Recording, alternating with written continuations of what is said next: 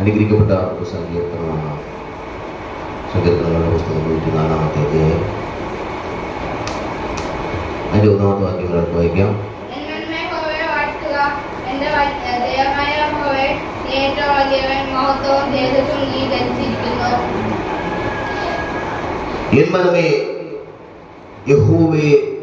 വാഴ്ത്തുക, എന്റെ ദൈവമായ യഹോവേ, നീ ഏറ്റവും വലിയവൻ, മഹത്വവും തേജസ്സും നീ ധരിച്ചിരിക്കുന്നു. ഹല്ലേലൂയ. ക്രിസ്തുവിൽ പ്രിയപ്പെട്ട ദേവദാസൻ മുട്ടം വർഗീസ് അപ്പച്ചൻ എപ്പോഴും പറയുന്ന ഒരു വാക്കാണ്, എൻ്റെ യേശു വലിയവൻ. ഹല്ലേലൂയ, സ്തോത്രം. എല്ലാ കാര്യത്തിലും അദ്ദേഹം ദൈവത്തിന് പ്രാധാന്യം കൊടുത്ത് പറയാറുള്ള ഒരു വാക്കാണ്. ഹല്ലേലൂയ, സ്തോത്രം. വർഷങ്ങൾക്ക് മുമ്പ്, ഒരു 15 വർഷങ്ങൾക്ക് മുമ്പ് നെയ്യാറ്റിൻകര മുനിസിപ്പൽ സ്റ്റേഡിയത്തിൽ അദ്ദേഹം ഒരു മെസ്സേജ് പറയുകയുണ്ടായി. അതിൽ ഹല്ലേലൂയ, സ്തോത്രം, അത് ഒരുപാട് രാജ്യങ്ങളിലേക്ക് പോകാനായിട്ട് വന്നു. ഒത്തിരി സുവിശേഷ മേഖലയിൽ ഒരുപാട് കഷ്ടപ്പാടുകൾ അനുഭവിക്കാനായിട്ട് വന്നു.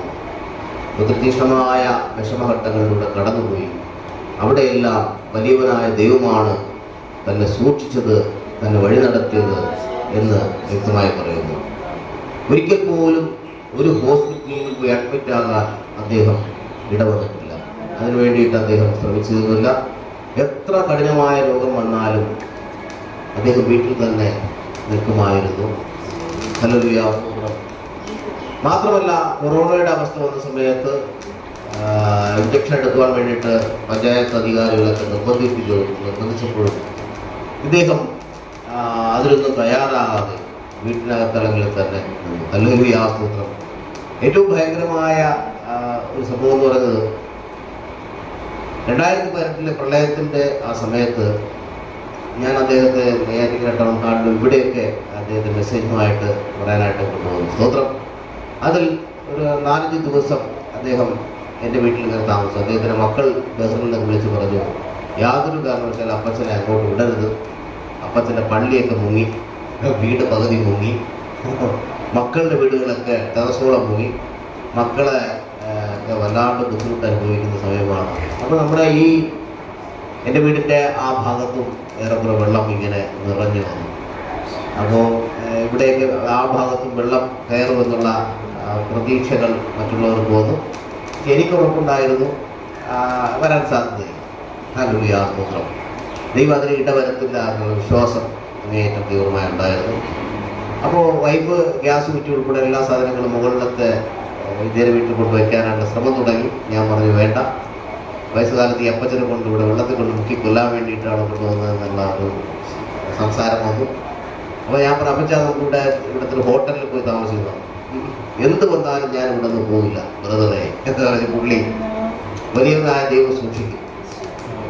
അപ്പോൾ അദ്ദേഹം വൈകുന്നേരങ്ങൾ ഭക്ഷണം കഴിഞ്ഞ് പ്രാർത്ഥനയായി. ബ്രദറെ, വലിയ വിശ്വാസമില്ലയോ, വാ നമുക്ക് പ്രാർത്ഥിക്കാം. ഹല്ലേലൂയ, സ്തോത്രം. പുള്ളി അപ്പം ഇടയ്ക്ക് ഗേറ്റിൻ്റെ അവിടെ വന്ന് വെള്ളത്തെ പുള്ളി ഇങ്ങനെ നോക്കിയിട്ട് പറഞ്ഞ്, അതിര് വയ്ക്കുകയാണ്, മേഘം ഇങ്ങോട്ട് കടന്നു പോരുന്നത് കൽപ്പിച്ചിട്ട്.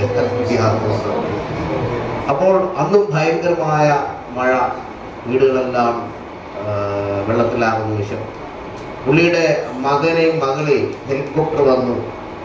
അവർ 2ാമത്തെ നിലയെ കൊണ്ടുവന്നിട്ട് ഹെലികോപ്റ്റർ എടുത്തുകൊണ്ട് പോയി. തുമ്പി വന്ന് എൻ്റെ മക്കൾ എടുത്തുകൊണ്ട് പോയെന്നാണ് പുള്ളി പറഞ്ഞത്. ഹെലികോപ്റ്റർ വന്ന് അപ്പോൾ അവിടെ എല്ലാം പുള്ളി വളരെ വിശ്വാസത്തോടെ പറയുന്ന ഒരു വാക്കായിരുന്നു, വലിയവനായ ദൈവം. അങ്ങനെ പെരുമഴ വന്നു. വെള്ളത്തിൻ്റെ ഗതിവിഗതികൾ ഇങ്ങനെ മാറി തുടങ്ങി. വെള്ളം ഇങ്ങനെ ഇരുമ്പിച്ച് ഞങ്ങളുടെ വീടിൻ്റെ ഏറെക്കുറെ ആ ഭാഗത്തേക്ക് വരാനായിട്ട് പുള്ളി രാത്രി കൽപ്പിക്കുകയാണ്. ഹല്ലേലൂയ, സ്തോത്രം. ശക്തമായ ഈ ഭാഗത്തേക്ക് വരുന്നത് നാളെ പ്രഭാതമാകുമ്പോഴേക്കും ഇവിടെ 5 അടി പിന്നിലേക്ക് പൊയ്ക്കോളാം.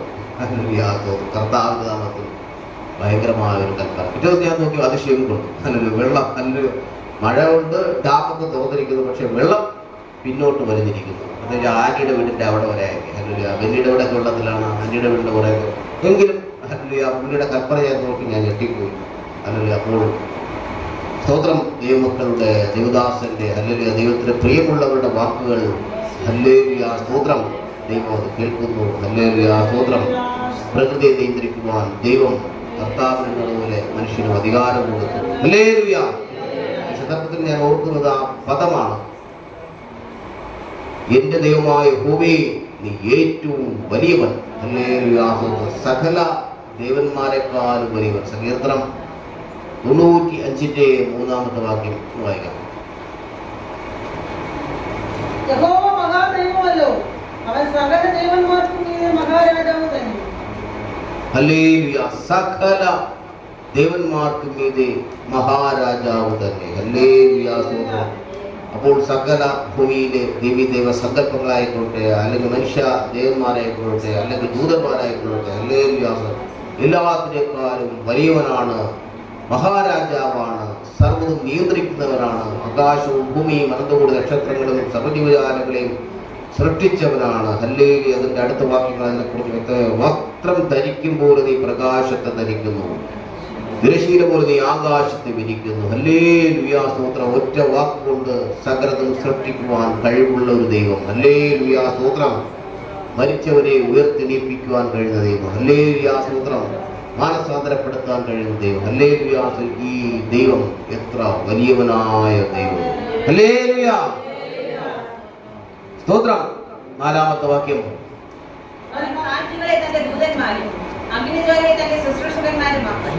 കേട്ടോ, അവൻ കാറ്റുകളെ തന്റെ ദൂതന്മാരും അഗ്നിജ്വാലയെ തന്റെ ശുശ്രൂഷകന്മാരുമാക്കുന്നു. ഹല്ലേലൂയ. സ്തോത്രം. 5-ാമത്തെ വാക്യം. അവൻ ഭൂമിയെ അതൊരിക്കലും ഇളകിപ്പോകാതെ വണ്ണം അതിന്റെ അടിസ്ഥാനത്തിൽ സ്ഥാപിച്ചിരിക്കുന്നു. ഹല്ലേലൂയ. സ്തോത്രം. ഹല്ലേലൂയ. ഇത്ര വലിയ ഗ്രഹമായ ഭൂമിയെ ഹല്ലേലൂയ ദൈവം സ്ഥാപിച്ചിരിക്കുക, അന്തരീക്ഷത്തിൽ സ്ഥാപിച്ചിരിക്കുമ്പോൾ ദൈവത്തെ എങ്ങനെ മഹത്വപ്പെടുത്താതിരിക്കാൻ കഴിയും? ഹല്ലേലൂയ. സ്തോത്രം. സങ്കീർത്തനത്തിലെ 48, 49, 50 അധ്യായങ്ങൾ ദൈവത്തിന്റെ ഹല്ലേലൂയ സ്തോത്രം ദൈവം സൃഷ്ടിച്ചതിനെ കുറിച്ചും ഈ പ്രപഞ്ചത്തിൽ ദൈവം ചെയ്ത കാര്യങ്ങളെ കുറിച്ചും ഒക്കെ പരാമർശിക്കുന്നുണ്ട്. വളരെ അനുഗ്രഹിക്കപ്പെട്ട സങ്കീർത്തനങ്ങളാണ് 48, 49, 50 ഒക്കെ. ഹല്ലേലൂയ. അതിനെ കുറിച്ച് കൂടുതലും അതിൽ പരാമർശിക്കുന്നുണ്ട്. ഹല്ലേലൂയ. ഭൂമിയെ അതൊരിക്കലും ഇളകി പോകാതെ വണ്ണം അതിന്റെ അടിസ്ഥാനത്തിൽ സ്ഥാപിച്ചിരിക്കുന്നു. ഹല്ലേലൂയ. സ്തോത്രം. 13-ാമത്തെ വാക്യം. അവൻ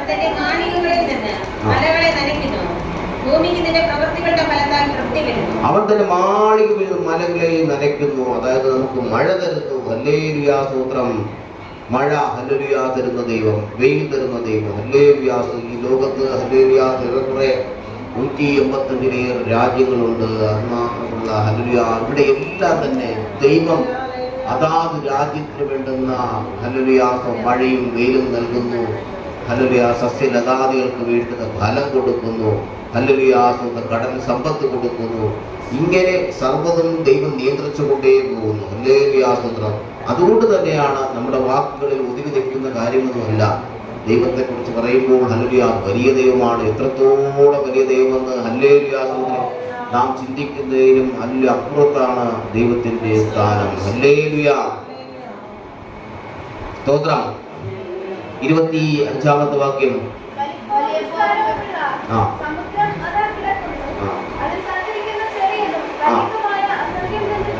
ഹല്ലേലൂയ. വലിപ്പവും വിസ്താരവുമുള്ള സമുദ്രം അതാ കിടക്കുന്നു. ഹല്ലേലൂയ. അതും ദൈവത്തിന്റെ കൽപ്പന അനുസരിക്കുന്നു.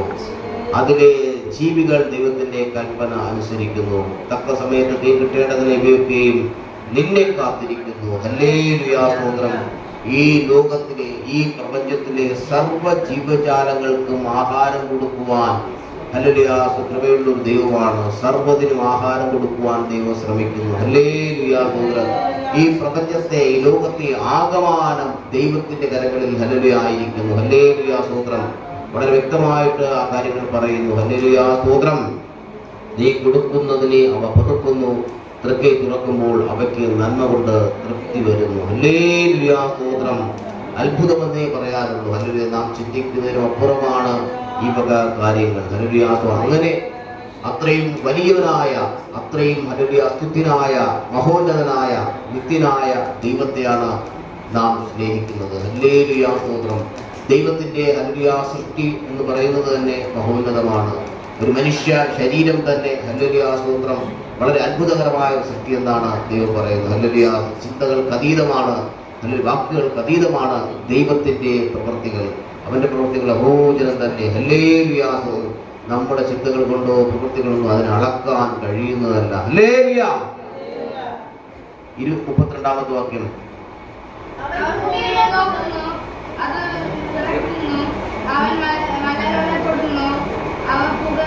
അവൻ ഭൂമിയെ നോക്കുന്നു. ഹല്ലേലൂയ. സ്തോത്രം. അത് വിറയ്ക്കുന്നു. ദൈവം ഭൂമിയെ നോക്കി ഒരു പ്രത്യേക കണ്ണോടെ അല്ലെങ്കിൽ രൂക്ഷത്തോടെ നോക്കിയത് കൊണ്ടാണ് വയനാട് ഹല്ലേലൂയ പുകഞ്ഞത്. ഒരു നിമിഷം കൊണ്ട് ഹല്ലേലൂയ തകർന്നടിഞ്ഞു പോയി. ഹല്ലേലൂയ. ദൈവം കൃത്യമായത് നോക്കിയാൽ മതി. മനുഷ്യന്റെ നിജമായ പ്രവൃത്തികൾ കണ്ട് സഹികെട്ട് ദൈവം നോക്കുമ്പോൾ സംഭവിക്കുന്നത് ചിന്തകൾക്ക് അപ്പുറമാണ്.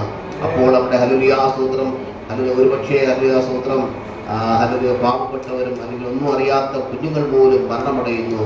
ദൈവം ഭൂമിയെ നോക്കുന്നു. ഹല്ലേലൂയ. മനുഷ്യന്റെ പ്രവൃത്തികൾ ഹല്ലേലൂയ കണ്ട് സഹികെട്ട് ദൈവം ഹല്ലേലൂയ കൃത്യമായി ദേഷ്യത്തോടെ ഭൂമിയെ നോക്കുമ്പോൾ അത് വിറയ്ക്കുന്നു.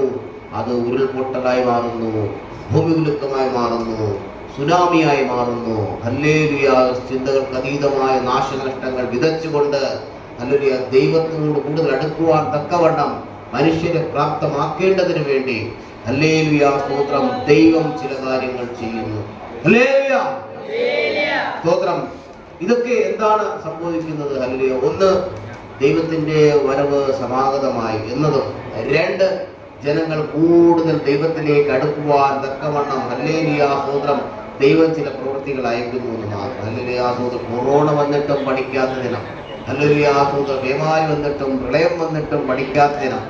ഭൂമി കുലുക്കം വന്നിട്ടും സുനാമി വന്നിട്ടും പഠിക്കാത്ത ജനത്തിന് ദൈവം ഹല്ലേലൂയ കൊടുക്കുന്ന ചെറുതും വലുതുമായ ശിക്ഷകളാണ്. അതുകൊണ്ട് തന്നെ ഹല്ലേലൂയ ദൈവമക്കളായ ഹല്ലേലൂയ ദൈവ കൃപയാൽ പ്രാർത്ഥിക്കുവാൻ കടന്നു വന്ന ജനത്തോട് ഹല്ലേലൂയ പറയണം. ദൈവത്തിന്റെ കൃപയാൽ ഹല്ലേലൂയ നാം മാനസാന്തരപ്പെട്ട് ഹല്ലേലൂയ രക്ഷിക്കപ്പെട്ട് സ്നാനപ്പെട്ട് ദൈവകൃപയിലായിരിക്കുന്നു. ദൈവികാരാധനകൾ മുടക്കരുതേ. ഹല്ലേലൂയ സ്തോത്രം. ഒരു സെക്കൻഡ് ദൈവം ഈ ഭൂമിയെ നോക്കിയാൽ, ഈ ചെമ്പരത്തികളെ നോക്കിയാൽ ഹല്ലേലൂയ സ്തോത്രം ചിന്തിക്കാൻ പറ്റാത്തത്ര അവസ്ഥയിലായിരിക്കും.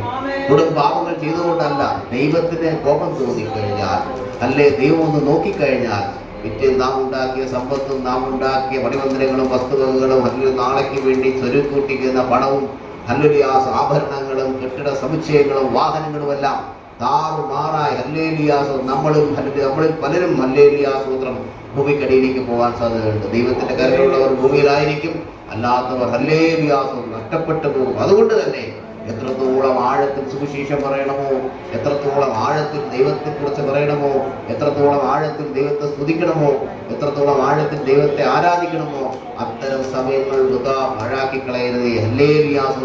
ദൈവജനത്തിന് വേണ്ടി ഹല്ലേലൂയ ദൈവം ചില കാര്യങ്ങൾ ചെയ്യുമ്പോൾ ആ കാര്യങ്ങൾക്ക് വേണ്ടി ഹല്ലേലൂയ സ്തോത്രം ദൈവത്തിന് അത്രയും നന്ദിയോടെ സ്തുതിയോടെ മഹത്വപ്പെടുത്തിക്കൊണ്ട് ദൈവത്തോടു കൂടി അടുക്കുകയാണ്. എങ്ങനെയാണ് ദൈവത്തോടു കൂടി അടുക്കുന്നത്? ആരാധനകളിലൂടെ, പ്രാർത്ഥനയിലൂടെ, ഹല്ലേലൂയ സ്തോത്രം ദൈവിക സമർപ്പണത്തോടെ, ദൈവദാന ചിന്തയിലൂടെയൊക്കെ ദൈവത്തോട് അടുക്കാൻ കഴിയും. ഹല്ലേലൂയ. ദൈവം നമ്മെ കൃത്യമായി നോക്കാതിരിക്കട്ടെ. ഹല്ലേലൂയ. ദൈവം നമ്മെ രൂക്ഷമായി നോക്കാതിരിക്കട്ടെ. ഹല്ലേലൂയ. ദൈവത്തിന്റെ ഹല്ലേലൂയ സ്തോത്ര കണ്ണ് നമ്മോട് കനിവോടെ ആയിരിക്കട്ടെ. ദൈവം കൃത്യമായി നമ്മെ നോക്കിയാൽ, ദൈവം അല്ലെങ്കിൽ ദേഷ്യത്തോടെ നോക്കിയാൽ ഹല്ലേലൂയ നാം പൊടിയായി തീരും. ഹല്ലേലൂയ സ്തോത്രം. ഈ ഭൂമി ഭസ്മമായി പോകും. ഹല്ലേലൂയ തകർന്ന് തരിപ്പണമായി പോകും. ഒന്നും അവശേഷിക്കില്ല. നോക്കണമേ, വയനാട് ഹല്ലേലൂയ സ്തോത്രം ഒറ്റ രാത്രി കൊണ്ട് സംഭവിച്ചത്. നാം ജീവിക്കുന്ന ഈ ജീവിതത്തിൽ തന്നെ ഹല്ലേലൂയ സ്തോത്രം നമ്മുടെ ഹല്ലേലൂയ സ്തോത്രം നാട്ടിൽ തന്നെ ഇങ്ങനൊരു അപകടം സംഭവിച്ചുവോ എന്ന് ചിന്തിക്കത്തക്ക രീതിയിൽ ദൈവം ചില കാര്യങ്ങൾ ചെയ്തു. ഹല്ലേലൂയ സ്തോത്രം. അത് സംഭവിച്ചതോടുകൂടെ ഹല്ലേലൂയ സ്തോത്രം മുഖ്യമന്ത്രിയുടെ കേരയിൽ എന്ന പദ്ധതി വെള്ളത്തിലായി. ഹല്ലേലൂയ സ്തോത്രം. ഒരുപക്ഷെ ഹല്ലേലൂയ ദൈവം അത് ചെയ്തതായിരിക്കാം. ഹല്ലേലൂയ സ്തോത്രം. കാരണം പ്രകൃതിയെ നശിപ്പിക്കുവാൻ മനുഷ്യൻ കാട്ടിക്കൂട്ടുന്ന വലിയ വലിയ പ്രക്രിയകൾക്ക് ദൈവം കൊടുക്കുന്ന മറുപടിയാണ്